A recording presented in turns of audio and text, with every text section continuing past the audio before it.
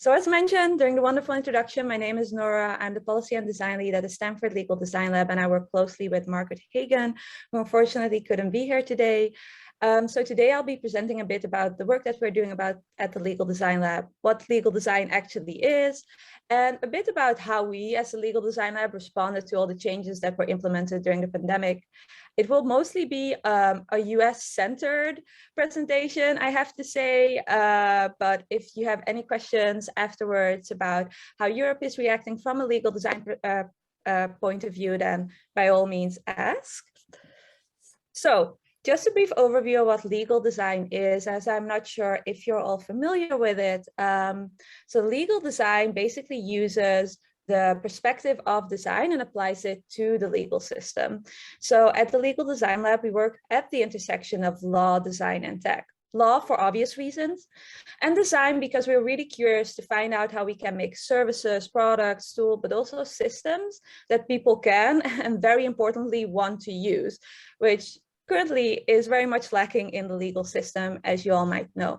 And then we obviously also use tech. I'm in the Silicon Valley, so but we are not a legal tech focused lab.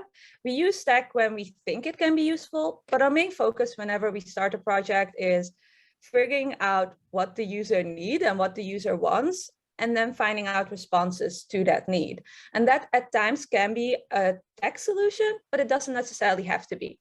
Just want to preface that. So Margaret Hagan wrote this wonderful open source book that I all recommend you to read if you are interested to learn more about legal design. So in that book, she gives us two definitions of what legal design is. The first definition is legal design is the application of human-centered design to the world of law to make legal systems and services more human-centered, usable, and satisfying. And legal design is a way of assessing and creating legal services with a focus on how usable, useful, and engaging these services are. So human-centered design is all about user-friendliness. How can we respond to the needs of the user? And that's why we look at the legal systems as designers.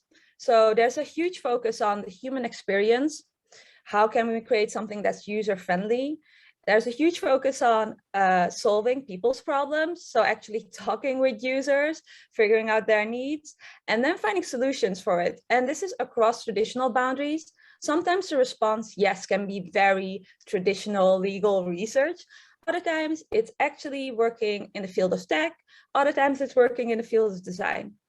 And lastly, we often try to look at the legal systems as a touch point in a flow. So imagine a maze, for example, that the user needs to go through to solve their legal issue. And oftentimes for users, the legal system does feel like a maze. So oftentimes when I talk about legal design, people immediately think of redesigning terms and conditions or contracts and making them more user-friendly.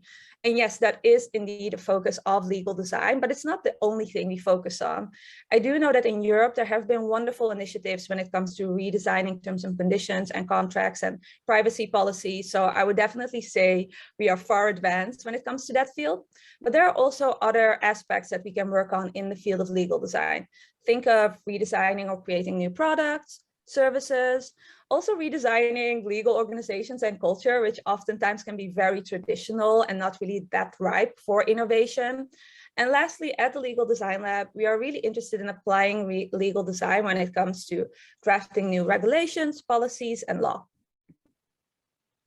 So again, a design approach to legal services would be following the community's needs and behavior. So we do talk with a lot of users in different fields, obviously. So it can be like a litigant, and also be judges, lawyers, just figuring out overall what the needs are of communities.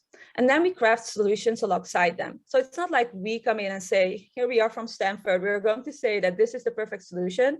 We really try to listen and then work alongside them in drafting and creating these solutions. And then we also do a lot of experimenting, testing, improving, and testing again. So a lot of looking at data, figuring out what works and what doesn't work. Just to recap it, I'm from the Legal Design Lab, so yes, this presentation is very image heavy and filled with illustrations. This is how a design approach usually looks like. We start off with a challenge, then we explore in different directions, choose a few to build, and then test and run and refine it at the later stages of the project. So at the Legal Design Lab, we focus on about 4 themes. This varies throughout each year. But this year we focus on access to justice innovation. So really trying to find ways on how we can increase access to justice and equity in the legal system in the United States. We focus on a theme called Better Legal Internet that I will talk more about. It's all about how users navigate the internet when they're looking at online legal issues. Then we work on smart legal communications, which is all about how can we find new ways to draft and create a more user-friendly way of complex legal information. So again, this is all about notices, policies, contracts, process, and guides. And lastly, I'll touch upon this today too, is we focus on virtual legal systems, which is how have courts, law firms, but also law schools responded to all these changes that have been implemented since the pandemic. So I'm going to give you a brief overview of some of our projects, from bots to redesigns of contracts. I'll just go through it quickly and then highlight one particular case study that we can talk about more in depth. So one of the things that we work a lot with courts throughout the United States to encourage more meaningful participation, in particular when it comes to evictions, but also other fields of law.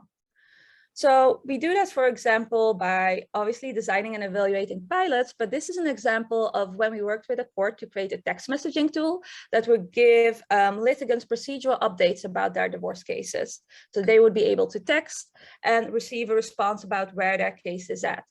I do have to preface again this by saying, and also for the upcoming projects that I will show you, that one of our main focus points at the Legal Design Lab are self-represented litigants. And this might be slightly different when it comes to the situation in Europe, although some European countries also suffer from this specific problem area. Self-represented litigants in the United States are people who don't have access to representation. And we're talking about millions of people in the United States. And that's because for a lot of civil justice cases, such as debt collection and eviction, people don't necessarily have a right to representations, and lawyers are very expensive. So there's a large population in the United States that does need to go to court to get their divorce proceedings done, for example, but has to figure everything out on their own. So a lot of the tools and projects I will showcase to you are all tools that are specifically designed for self-represented litigants, not always, but that's definitely one of our focus points because there's a civil justice gap in the United States currently. So this is also one of the things that we try to do for all litigants, but with a specific eye on self-represented litigants, is how can we redesign court documents and make them more usable and supportive? So this is actually a redesign that you're seeing now. It didn't look like this before. One of the things that we try to tackle and also evaluate and research is, can we, by redesigning a court document like this, can we make sure that the litigant will actually show up in court, and will that prevent default judgments? And default judgments in the United States are, in some states, if you don't show up to court, it will automatically mean you lose your case. So we're trying to experiment with different types of designs to make sure that we can really increase the capability of a litigant to show up, and that the litigant will know what to do, what the next steps would be, and really empower them in a way. Again, we work a lot on trying to give them as much information as possible in a user-friendly way. So creating websites or visual guides. So this is an example of how we were working on redesigning a visual guide, just to make sure that people understand what the next steps can be. And this is another example of a website where you can get more information about the domestic violence restraining order. So we also work a lot on legal service pilots to get people to help more quickly and to support them more substantially and holistically. Again, this is an example of a text messaging tool that we recently did during COVID. There's a huge eviction crisis in the United States. We work together with Tenants Together, which focuses a lot on tenants' rights and creating a text messaging tool so that people would understand their rights when they are going through an eviction. Now, one of the things that we also focus on are internet platform pilots. So I think I can best explain this by saying that, as mentioned, there are a lot of self-represented litigants in the United States. One of the first things they do whenever they receive a legal document is Google or Bing, whatever your preference is. They type in, what should I do? Help, I'm going through an eviction. The thing is, in the United States, it's a very much a decentralized system. All the states have their own laws, own regulations, own guidelines. So what happens then, for example, I'm based in Palo Alto. Let's say I would go through an eviction. I would type in, help, I'm being evicted. What should I do? And the resources that would show up on the search engine page would be relevant for someone who's living in New York. Now, I studied law, so I can try to find out what my next steps would be. But if you don't have a legal background and the internet is not providing you the correct information and you have to figure out everything yourself because you don't have access to a lawyer, then it brings you in a very tricky situation. So we try to work a lot with tech companies to try to figure out how can we make sure that we, again, empower the users, make them more capable in figuring out what their next steps should be. So again, we do a lot of testing just to try to figure out what people see on the search engine page. Are they able to access their rights? Again, most of the time it's not jurisdiction specific. So it's really difficult for people to find out their specific rules and guidelines. Also, most of the information is outdated and is from commercial websites where you oftentimes have to pay at a certain point for more information. So one of the things that we really work towards is how can we envision and visualize this in a better way? So providing them the correct information from the correct jurisdiction and also giving them a basic overview of how it should look like. So litigants are not bombarded with like a huge amount of text. So one of the things that we're trying to work towards is create something like knowledge panels. This is something that you can already see on Google, for example. If you would Google your health issue, which I definitely don't recommend, but if I would type in help, I have a headache, I would get a knowledge panel on top of my page saying, these are your symptoms, these are your treatments, this is what you should be doing. So our vision is at the Legal Design Lab that something like that should exist for legal problems as well. Just a basic overview from a governmental source, preferably, that gives you an overview of your legal issue and what your next steps could be. And one of the things that we work on, I won't touch too long upon this because it's kind of technical, are schema markups. So schema markups is basically code that you implement on your website that will allow the search engine to recognize your website. So we are working with legal aid and courts to implement this so that when the Google bots are crawling to the website, they will be able to see, okay, this is like an important website for people who are searching for this specific query. And then, as mentioned, the US is very much a decentralized system. So we try to focus on how can we create national coordinated portals that have access to the different jurisdiction guidelines, but are centralized in some way so that people can search or like go to one website to find the information they need.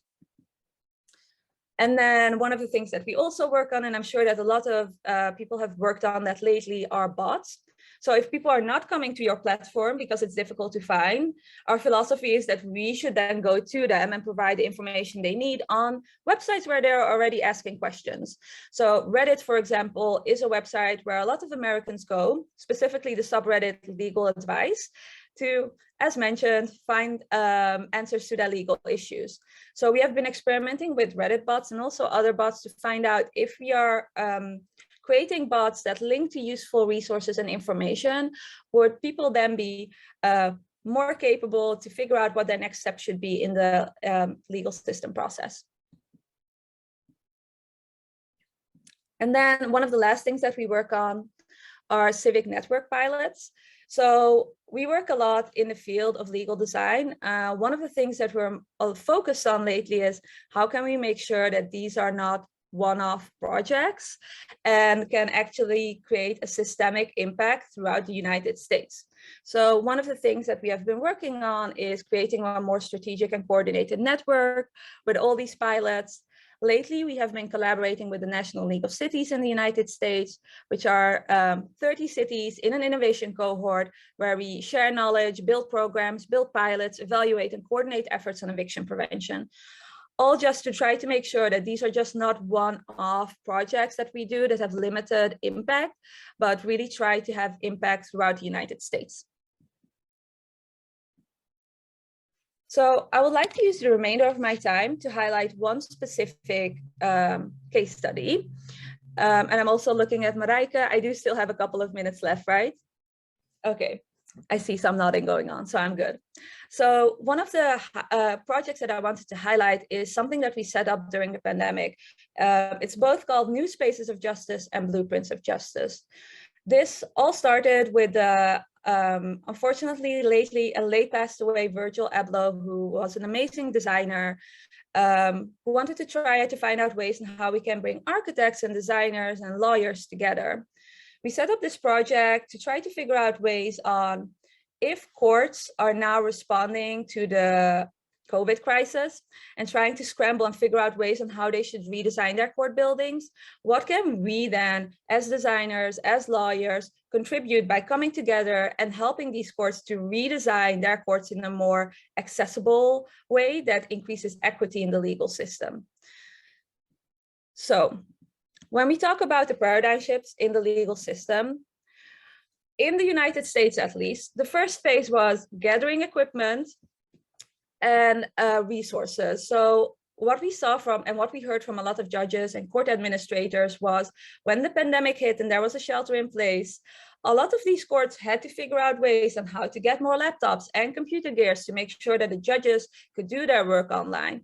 But also, as mentioned, there are a lot of self-represented litigants in the US. So you have to go to court to still enact whatever change you want in the legal system. So that basically meant that a lot of these self-represented litigants who sometimes didn't have connections to the internet or other sources did have to try to figure out ways on how they could still get their proceedings done with limited tech resources and with a closed court building.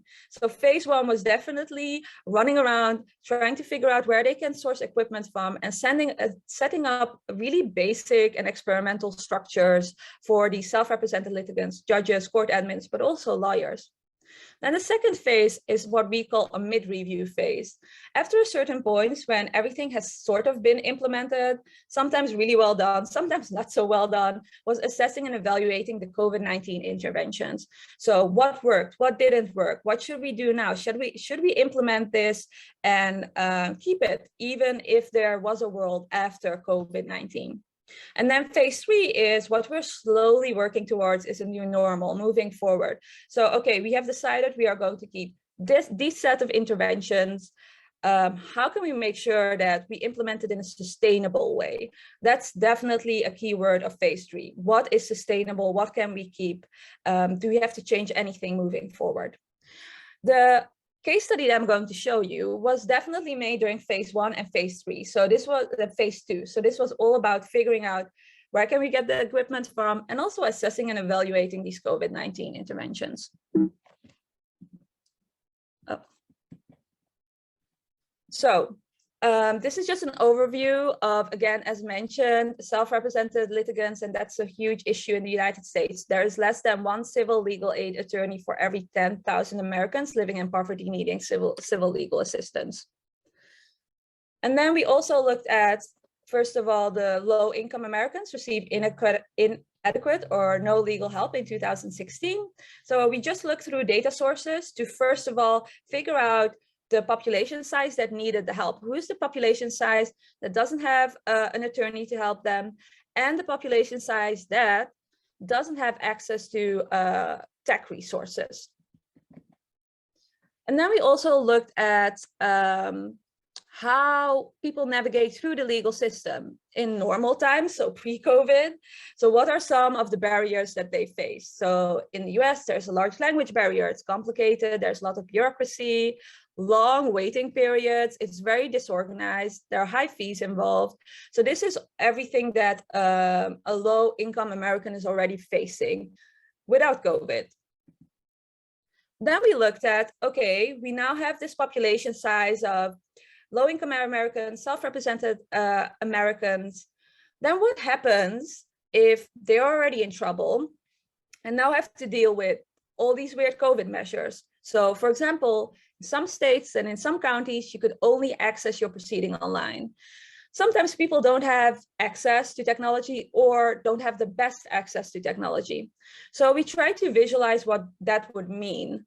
How much would the cost be to even access your online proceedings? What can go wrong with technology? That was also one of our research projects that we did is, does it affect a case if your technology isn't working well, if a judge can't hear you, if you have a messy background, what does that mean? And this brings us to virtual bias. Is there such a thing as virtual bias when a judge can't hear you, or you have a messy background, or you're going to your domestic violence case and you can't find childcare and your children are screaming in the background?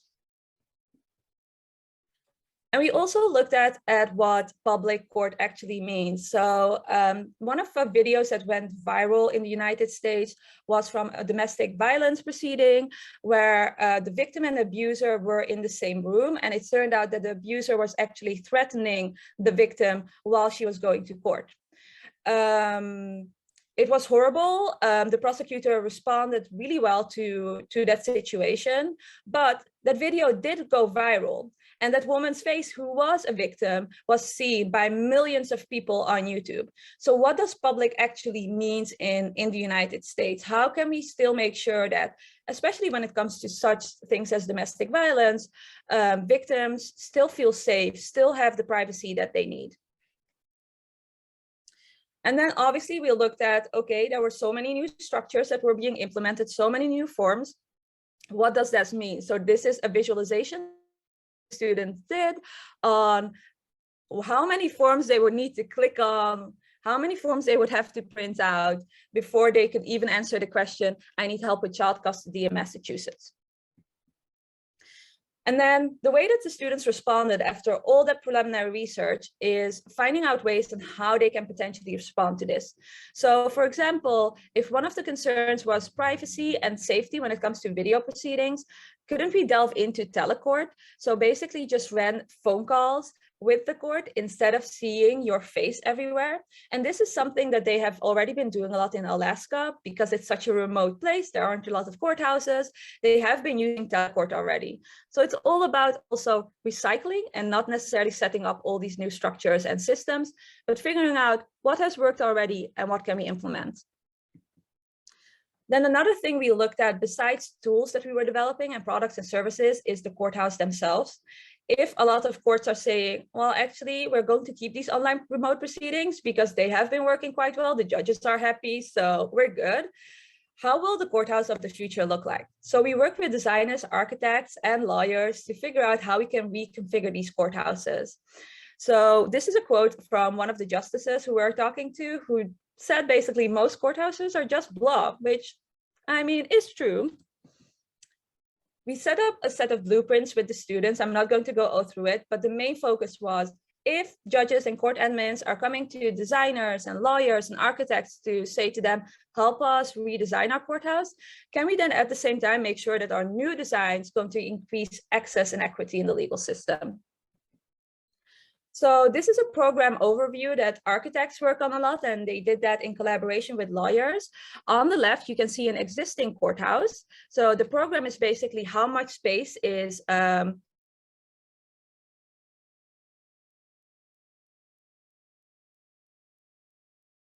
right, there's the new programming overview. So if we are going to have slightly less courts because more of these proceedings will go online, can we then implement more space for mediation or public areas or even spaces where people who don't have tech access can come in, sort of like a library, and access their court proceeding online? And this just looks at the community overview. So again, what can we implement for the community in a courthouse if there's more space for mediation or even childcare, counseling, things like that.